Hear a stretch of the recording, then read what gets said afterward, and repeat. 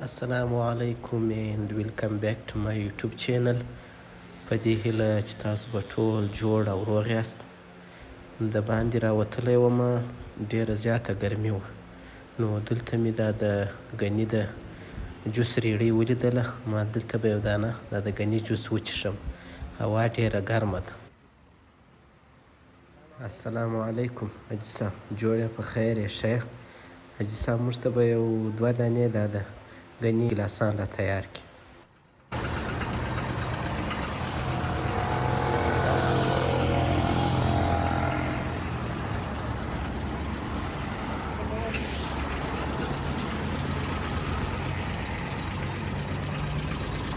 پیسې څه ده مه؟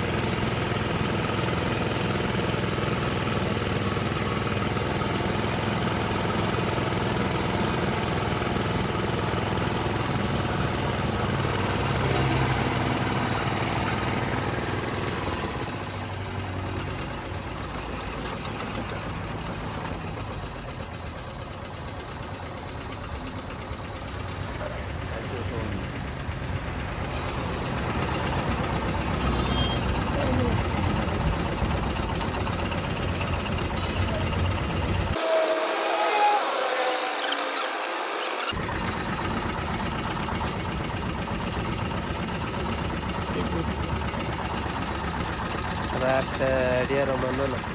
چیرې کښېنم؟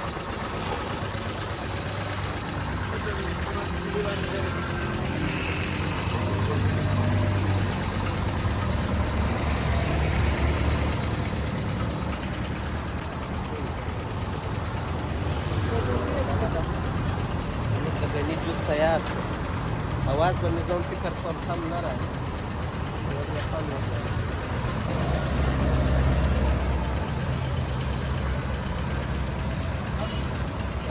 داسې خوندور ده چې ستا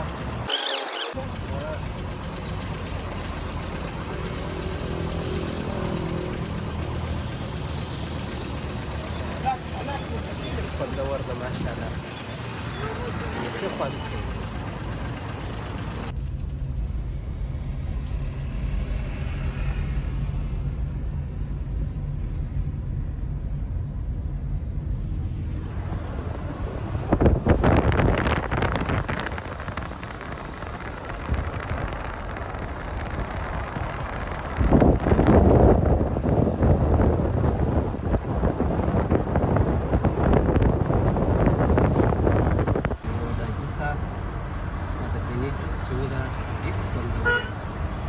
ماشاءالله ډېر خوند یې وکړ.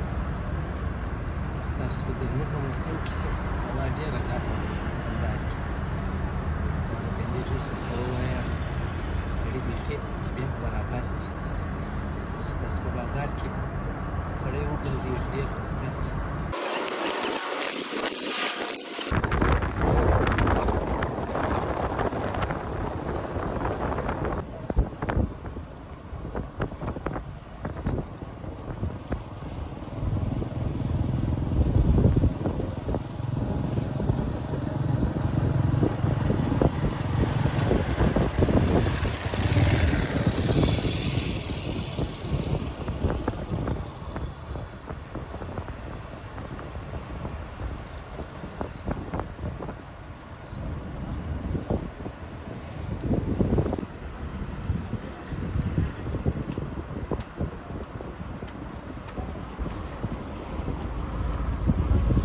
بیخي ډېرې سوي دي.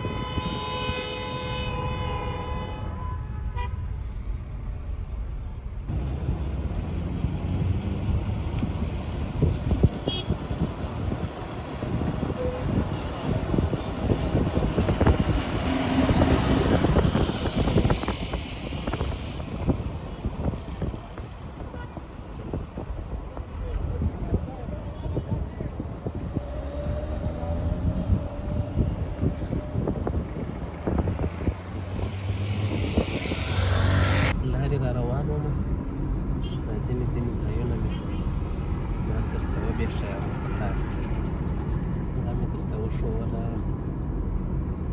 ګرمي ده بیخي زیاته، خو بیا هم نسبت نورو وختونو ته سږ کال تر دا اوسه پورې کندهار کې دومره زیاته ګرمي نه ده.